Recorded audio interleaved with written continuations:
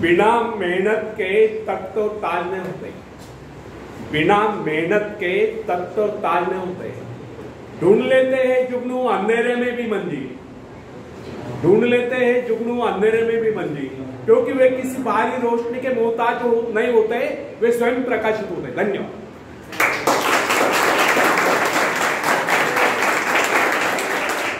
तो फ्रेंड्स, एक व्यक्ति है जिसके शरीर में स्वच्छ रक्त संचार हो रहा है, जिसके चौड़े कंधे हैं, सुंदर मजबूत 2 हाथ है, जिसका वजन भी अच्छा है, जो सभी अंगों से युक्त तथा शरीर से चुस्त मस्त है। ऐसा व्यक्ति अगर दूसरों से सहायता मांगता है तो आप उसे क्या कहेंगे, उसके बारे में क्या सोचेंगे? अवश्य वह सर्वांग संपन्न होकर भी अपंग कहलाएगा। आप ऐसे अपंग मत बनिए, आप सामर्थ्यवान बनकर दिखाइए, आप ऐसे बनकर दिखाइए कि लोग आपसे सहायता पाने की चेष्टा करें। क्या आपको पता है कि आप जिन लोगों को जानते हैं उनमें बहुत से ऐसे हैं जिन्हें किसी दूसरों से सहायता की प्रशिक्षा है। सही बात तो यह है कि उनमें से बहुत से लोगों को इस बात का भी पता नहीं उन्हें जो सहायता चाहिए वो कहां से मिलने वाली है। फिर भी वे इंतजार करते और सोचते रहते कि बस अब उनका काम बनने वाला है, उन्नति के द्वार खुलने वाले हैं, कोई उनकी मदद के लिए आएगा और उनके सारे कष्ट दूर हो जाएंगे। क्या ऐसा संभव है? वास्तव में कोई किसी की सहायता करता है? ऐसे सोचने वालों ने अपने गिरेबान में झांक कर देखना चाहिए, क्या उन्होंने किसी दूसरों की कितनी सहायता की, उन्होंने आज तक किसकी कितनी मदद की है? क्या कोई ऐसा व्यक्ति है जो कहे कि उन्होंने उसे सहायता की थी इसलिए वो आज उन्नति की चोटी पर है? फ्रेंड्स, यदि आपने या उन्होंने किसी दूसरों की सहायता नहीं की तो फिर किसी दूसरों से सहायता की प्रतीक्षा क्यों? ऐसे लोग केवल अपने भूल के कारण ही आगे बढ़ने से रोक जाते हैं।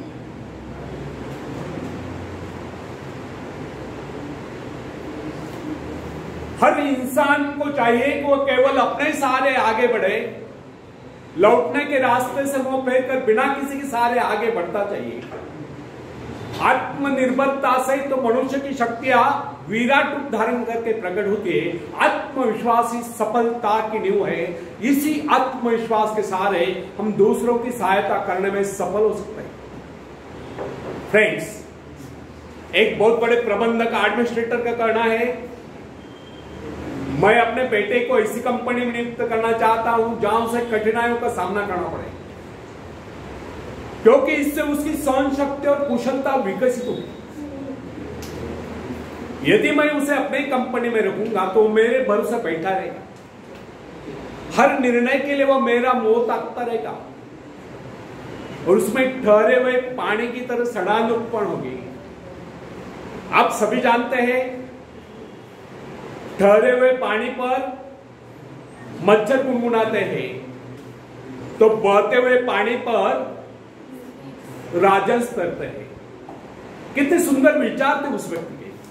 अगर हर माँ बाप अपने पुत्र या पौत्री के लिए इस प्रकार के उच्च विचार रखते हैं तो वे अवश्य उनके भाग्य विधाता बन जाएंगे। जो माँ बाप अपने बेटों या बेटियों को अधिक लाड प्यार से बिगाड़ देते हैं कि बच्चा जब चाहे स्कूल जाए, जब चाहे छुट्टी कर ले, जब चाहे कॉलेज जाए, जब चाहे छुट्टी कर ले, जब चाहे काम पर जाए, जब चाहे छुट्टी कर ले, तो ऐसे बच्चे भविष्य में कुछ नहीं कर पाते। उनका तो भविष्य नष्ट होता है। अपनी शक्ति पर स्वयं ही भरोसा करना पड़ता है। अपने कार्य स्वयं करने वाले सफल होते हैं। इसी से मानव के चरित्र का निर्माण होता है। जिन बच्चों को यह पता हो जाता है कि वे अपने माँ बाप के सहारे जीवित रह सकते हैं, वे अपने बल पर कोई भी कार्य समर्थ होकर भी कर नहीं पाते, वे वैसी कोशिश भी नहीं करते। जबकि उन्हें समझना चाहिए कि माँ बाप तो सदा के लिए उनके आश्रयदाता नहीं बन पाएंगे। एक दिन तो ऐसा आने वाला है जब उन्हें अलग अलग जीवन बिताना ही पड़ेगा। तब ऐसे लोगों को भयंकर मुश्किलों का सामना करना पड़ता है। इसलिए फ्रेंड्स,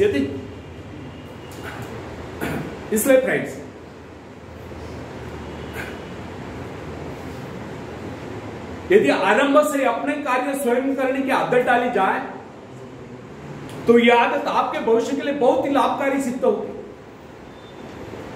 जब चाहे शक्ति के सहारे आप जमीन पर पांव टिकाकर आगे बढ़ सकते हैं।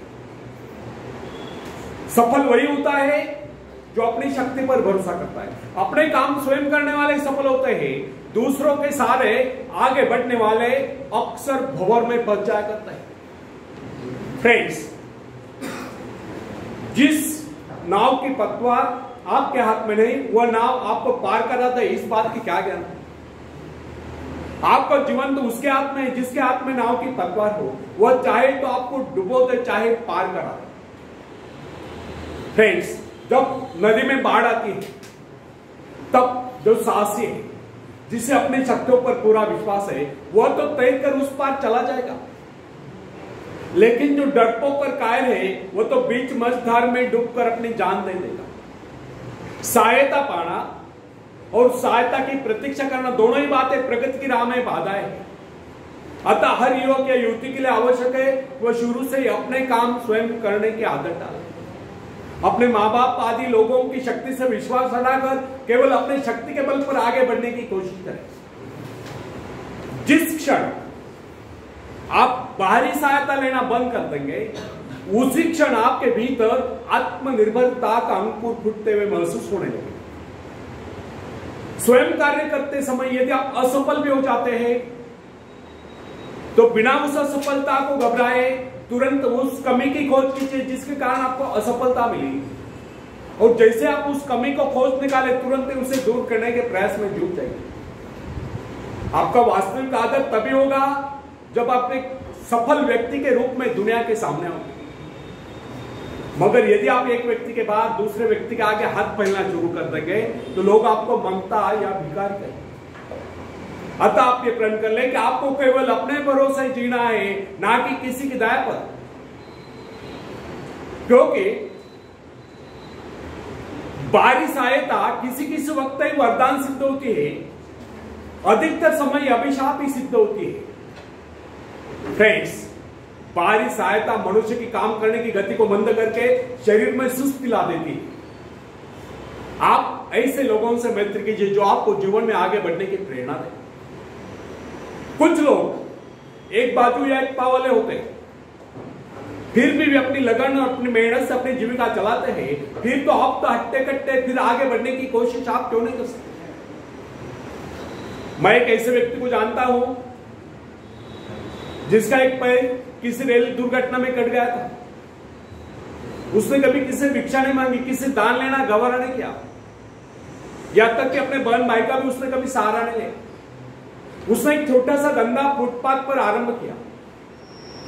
शुरू में वह न्यूज़पेपर बेचने लगा। 2 पैसे बचाकर उसने वजन तौलने की मशीन खरीदी, उस पर अपना पेट पालने लगा। आज वही व्यक्ति उसी फुटपाथ के किनारे